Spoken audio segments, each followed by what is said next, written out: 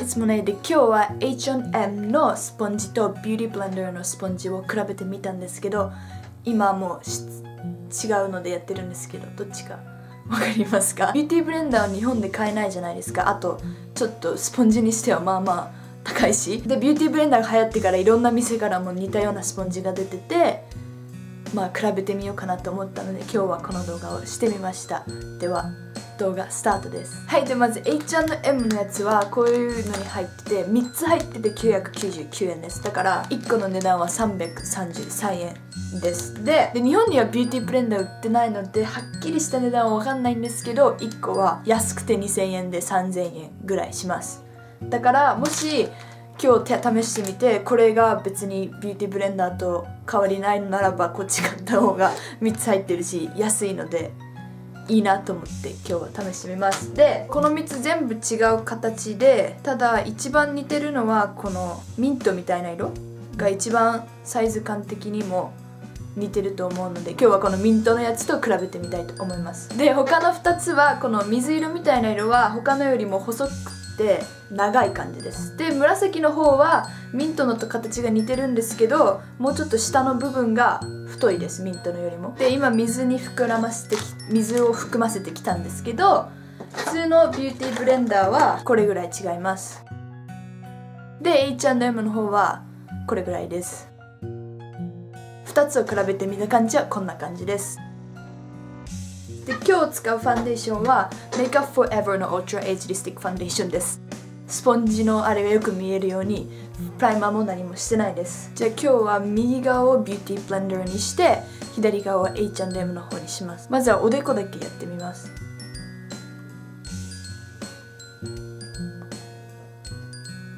ビューティーブレンダーから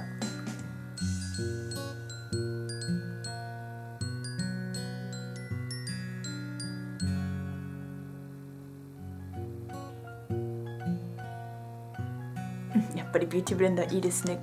ちょっとズームインします。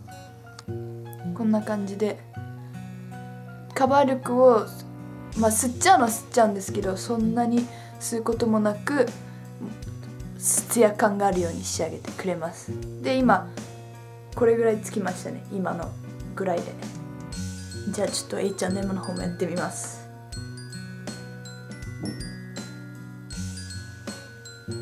つけてる量は同じぐらいです。でいきます。もう今日使うの初めてなので楽しみです。絶対日本に売ってないから、売ってる H&M でいいならばその方が楽なので、しかも安いし。でも今の感じだとこっちの方が硬いっていうか重みがある。こうなんかビューティーブレンダーは持った感じもそうなんですけど軽いんですよ。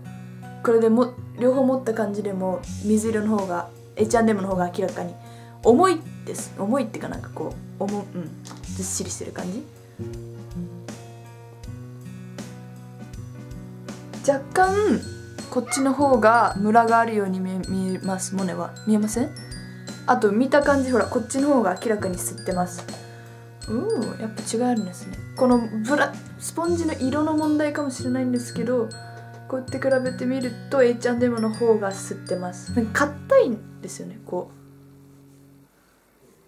うわかるかな。こっちは押すのにちょっとガッてやんないと押せない感じ。ほっぺたを塗ってみます。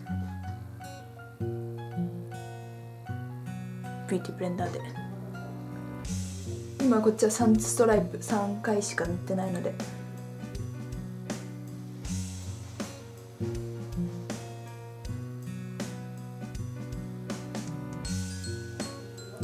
っぱりビューティーブレンダーの方が柔らかいですね。久しぶりに使ったけどやっぱりビューティーブレンダーいいな。スポンジなのにこうあんまり吸わないしムラにならないですね。ビューティーブレンダーのサイドはこんな感じです。こっちが塗ってなくて今塗ってる方、ツヤ出してくれるけどこうカバー力は残しててって感じですね。いいですねやっぱりね。じゃあこれ H&M の方はこっちも3回スワイプでやってみます。こうやってやった感じでもこう伸ばしやすさがビューティーブレンダーの方がやっぱ伸ばしやすい気がします。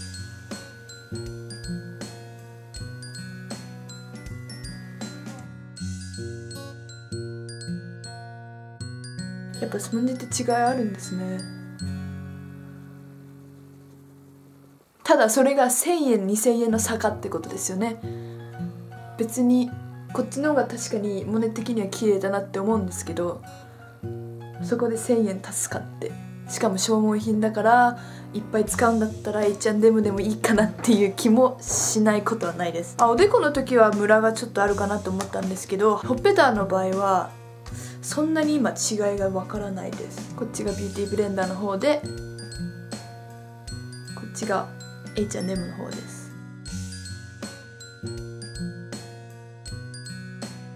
意外と違いないかもしれないですね。おでこだけ少しあったけど差が、これ今見てみても差が本当にないですね。今2回目やって吸ったり、やっぱり H&M の方がファンデーション吸ってますね。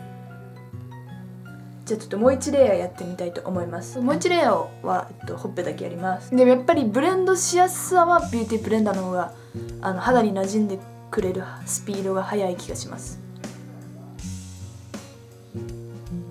2レイヤー目はこんな感じです。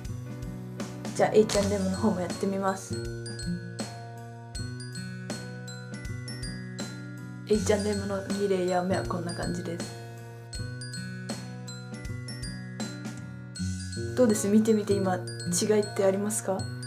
モネが鏡で見た感じはあんまりないですね。でしかも H&M の方はいろんな形があるじゃないですか。だから例えば鼻の細かいところとかはこの水色のちっちゃい方でこうやって目とかもそうだし鼻のとことかできるし、ちょっと今これはどこですか分かんないですけど、これもどっかに使えるし、もしかしたら H&M とあんまり変わりがないかもしれないですね。でもやっぱりカバー力はこうやって吸っちゃってる感も見ていただいたら分かると思うんですけど、明らかにこっちの方が吸ってるんですね。だからカバー力をもっと残してくれるのはビューティーブレンダーだと思います。ツヤ感出してくれるとかはあんまり変わらないです。あとカバー力も今比べてみてから違ったなって思うだけで、日常にやっててこのスポンジのせいで今日はって思うことはない気がします。 H&M の方でもちょっと全然あんま信じてなかったんですけど、 H&M のビューティーってあんまりそんなに試したことなかったので、だけど意外といいかもしれないです。これもはい、今日はこんな感じでビューティーブレンダーと H&M のスポンジを比べてみたんですけど、意外と違いがなかったです。でビューティーブレンダーのいいところはあんまり吸わないところだからカバー力を残してくれるけどツヤ感を出してくれる。 H&M の方は安いし、あといろんな形があるから、その用途によってスポンジの使うところを変えられるっていうのがいいところだと思います。どっちもどっちかな。でも肌に当てた感じはやっぱりビューティーブレンダーの方がいいです。硬いんですね H&M の方はやっぱり。だからだけどそんなに意外と比べてみるとあんまり違いがなかったので、そんな感じです。参考になったら嬉しいです。では I hope you guys enjoyed this video and I'll see you guys in the next video. Bye bye!